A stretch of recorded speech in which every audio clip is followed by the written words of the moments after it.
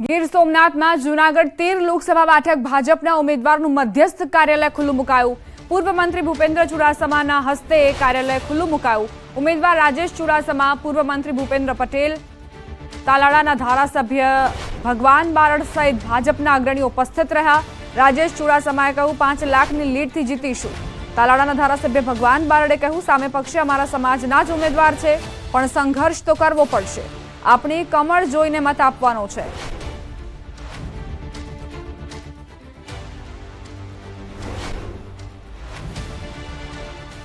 તો 5 લાખની લીડથી જીતીશું તેવો દાવો કર્યો રાજેશ ચુડાસમાએ અને તેમણે કહ્યું કે આ વખતે પણ ભવ્ય જીતથી ભાજપ આગળ વધશે।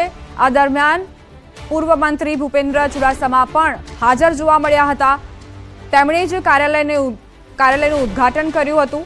ચૂંટણીલક્ષી કાર્યાલયનું ઉદ્ઘાટન દરેક ઝોનમાં કરવામાં આવી રહ્યું છે, જેથી ઝડપથી ચૂંટણી પ્રચાર આગળ વધે અને કાર્યકર્તાઓને પણ એક સ્થળ મળી રહે રણનીતિ ઘડવાનો, અને તેના જ ભાગરૂપે આ કાર્યાલયને ખુલ્લું મુકાયું।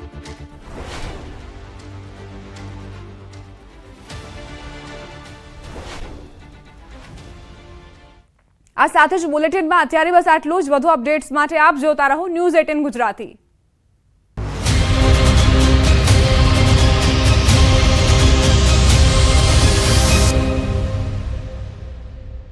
કોઈ મામૂલી અપીલ કરી હતી અને બીજા જ દિવસે તેઓ પહોંચી ગયા રમેલમાં।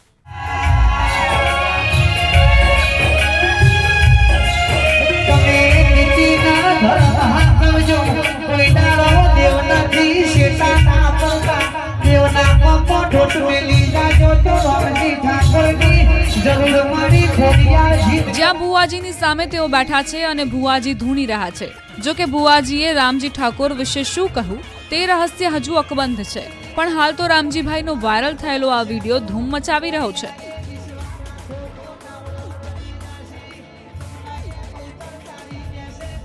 આ તો તમે જોઈ રામજીભાઈની એક બાજુ, હવે રામજીભાઈના સમર્થકોનો વાયરલ થયેલો વિડીયો જુઓ। હું સંકલ્પ લઉં છું કે મારો કિંમતી પવિત્ર અણમોલ વોટ રામજીભાઈને આપીશ અને મારા જ્યાં સગા સંબંધી મિત્ર વર્તુળ એ બધાય રામજીભાઈને મત આપે એવી તનતોડ મહેનત કરીશ। સાંભળ્યું ને કેવી રીતે રામજીભાઈના સમર્થનમાં સમર્થકો દ્વારા મતદારોને પ્રતિજ્ઞા લેવડાવવામાં આવે છે। ગામડામાં લોકોને માતાજીના હમ ખવડાવી સોગંદ લેવડાવો એટલે પછી તે ફરે નહીં તે વાત પાકી। માટે જ રામજી ઠાકોરને જીતાડવા માટે જાહેર સભામાં લોકોને સંકલ્પ લેવડાવ્યા અને સગા સંબંધીને પણ રામજીભાઈને મત આપવા અપીલ કરવામાં આવી। પણ આ બધા નુસ્ખા કેટલા કારગત નીવડશે તે પરિણામ બાદ જ ખબર પડશે। Bureau report news 18 Gujarati. તો અમરેલીની અંદર ચૂંટણીનો પ્રચાર કરતા કરતા નેતાઓ પહોંચી ગયા કથાનું રસપાન કરવા। ભક્તિમાં નેતાઓ એવા તો લીન બન્યા કે કથામાં જાણે રાસડા લીધા। જુઓ આ તસવીર।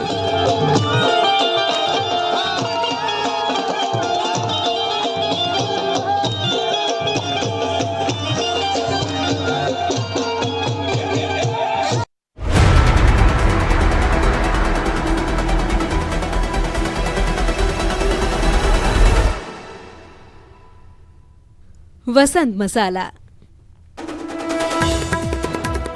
સુરત લોકસભા બેઠક પર રાજકીય ડ્રામા સર્જાયો। નિલેશ કુંભાણીએ કહ્યું, હું ચૂંટણી લડીશ, મારું ફોર્મ રદ નહીં થાય। અમરેલી કોંગ્રેસના ઉમેદવાર જેને ઠુમરના સોગંદનામા મુદ્દે ભાજપે ઉઠાવ્યો વાંધો, મિલકત છુપાવી હોવાની ફરિયાદ, આજે સુનાવણી। આજે બોટાદ ગઢડા ગોપીનાથજી ટેમ્પલ બોર્ડની ચૂંટણી શરૂ। આચાર્ય અને દેવપક્ષ વચ્ચે ચૂંટણી જંગ। 6 બેઠક પર 12 ઉમેદવારોનું ભાવિ થશે સીલ।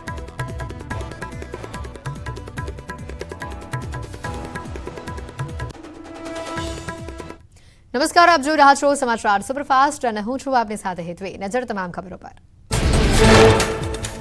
સુરતમાં કોંગ્રેસના ઉમેદવાર નિલેશ કુંભાણીના ફોર્મ સામે ઉઠ્યો વાંધો। ભાજપ ઉમેદવારના ચૂંટણી એજન્ટે ઉઠાવ્યો વાંધો। નિલેશ કુંભાણીના ટેકેદારો પૈકી 3 ટેકેદારોએ એફિડેવિટ કરી અમારી સિગ્નેચર નથી તેવું કહેતા ફોર્મ સામે વાંધો ઉઠાવાયો। ફોર્મ સામે વાંધો ઉઠાવતા કોંગ્રેસના નિલેશ કુંભાણીએ આપ્યું નિવેદન. કહ્યું, મારા 3 ટેકેદારોનું થયું છે અપહરણ.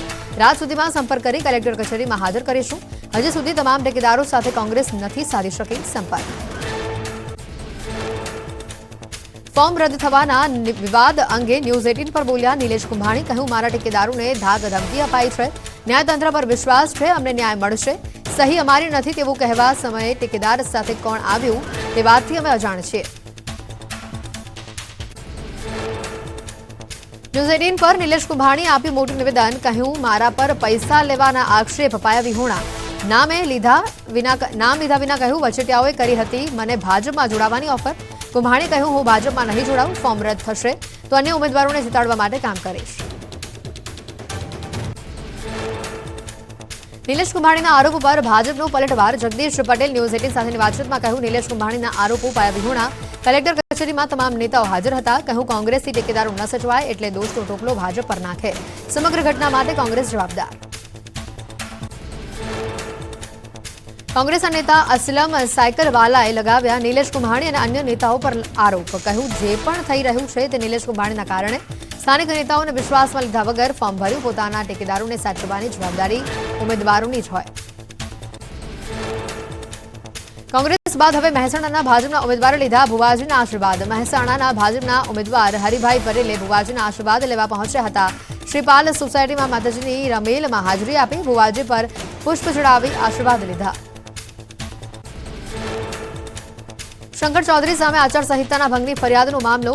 વિધાનસભાના અધ્યક્ષ શંકર ચૌધરીનું નિવેદન. કહ્યું, હું સંવૈધાનિક જગ્યા પર છું. રાજકીય ભાષણ નથી કરતો. મને કોઈ રીતનું કાયદાકીય બંધન નથી. દરેક પોતાની મર્યાદામાં રહેવું જોઈએ. અમરેલીના કોંગ્રેસના ઉમેદવાર જનીબેન સોશિયલ મીડિયા પ્લેટફોર્મ એક્સ ઉપર પોસ્ટ કરી લખ્યું, તેમને સત્યથી ભય લાગે છે એટલે તેઓ સત્યના જાસૂસી કરે છે. અમરેલીના કોંગ્રેસ ઉમેદવાર જની ઠુમરના સોગંદનામા મુદ્દે ભાજપે વાંધો રજૂ કર્યો. સોગંદનામામાં મિલકત અંગે કોઈ સ્પષ્ટતા નહીં હોવાનો દાવો કરવામાં આવ્યો. ભાજપ અને કોંગ્રેસની લીગલ ટીમ અમરેલી કલેક્ટર કચેરી પહોંચી. દલીલો બાદ પણ સોગંદનામાનું કોકડું યથાવત. ભાવનગરના ઇન્ડી એલાયન્સના ઉમેદવાર ઉમેશ મકવાણાએ યોજી પત્રકાર પરિષદ. ફોર્મમાં ખામી દૂર કરવા કલેક્ટરે આપ્યો હતો 24 કલાકનો સમય. ઉમેશ મકવાણાએ કહ્યું, ફોર્મ યોગ્ય હોય છતાં ભાજપના ઉમેદવાર કરી રહ્યા છે ફોર્મ રદ કરવાના પ્રયત્ન. ભાવનગરથી ઇન્ડી એલાયન્સ માટે રાહતના સમાચાર. વિવાદ બાદ ઉમેદવાર ઉમેશ મકવાણાનું ફોર્મ મંજૂર. ગઈકાલે ભાજપના ઉમેદવારે ફોર્મમાં ઉઠાવ્યો હતો વાંધો. ઉમેશ મકવાણાએ લીગલ ટીમ સાથે રાખી પોતાનો પક્ષ રજૂ કર્યો. 1 કલાકની હિયરિંગ બાદ ફોર્મ મંજૂર. આજે બોટાદના ગઢડા ગોપીનાથજી ટેમ્પલ બોર્ડની ચૂંટણી. આચાર્ય પક્ષ અને દેવપક્ષ વચ્ચે જામશે ચૂંટણી જંગ. 7માંથી 1 બેઠક પર દેવપક્ષ બિનહરીફ. 6 બેઠક માટે 12 ઉમેદવારો મેદાને. 25,197 મતદાતાઓ કરશે મતદાન. વહીવટી વિભાગે તૈયાર કર્યા 31 મતદાન મથકો. ગઢડા ગોપીનાથજી મંદિરના ટેમ્પલ બોર્ડની ચૂંટણીને લઈને કલમ 2 દિવસ માટે 144 લાગુ કરવામાં આવી. આજે ચૂંટણી બાદ આવતીકાલે થશે મતગણતરી. ટેમ્પલ બોર્ડની ચૂંટણીમાં મતદાર યાદીમાં નામ કમી કરવા મામલે ચાલી રહ્યું છે વિવાદ. કાયદા વ્યવસ્થા જળવાઈ રહે તે માટે બહાર પડાયું છે જાહેરનામું. બોટાદમાં આચાર્ય પક્ષના એસપી સ્વામીએ ચૂંટણી અધિકારી પર લગાવ્યા આરોપ. મતદાન મથક પર વિડીયોગ્રાફીની આચાર્ય પક્ષ દ્વારા માંગવામાં આવી હતી મંજૂરી. મંજૂરી ન અપાતા એસપી સ્વામીએ શંકા કરી વ્યક્ત.